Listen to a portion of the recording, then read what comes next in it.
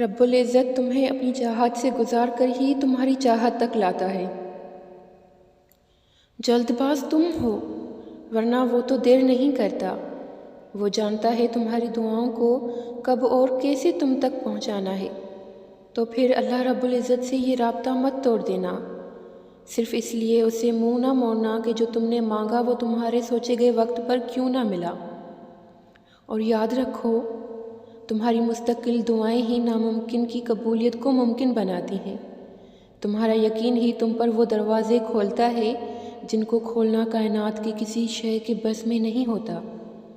تمہارا صبر ہی تمہیں معجزوں سے ملواتا ہے اور کن سے فیکون تک ہر ادھوری کہانی مکمل ہو جاتی ہے۔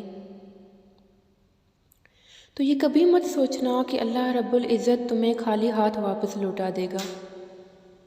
ایک وہی تو ہے جو تم سے اتنی محبت کرتا ہے جتنی نہ تم سے کسی نے کی ہوگی اور نہ تم نے کسی سے۔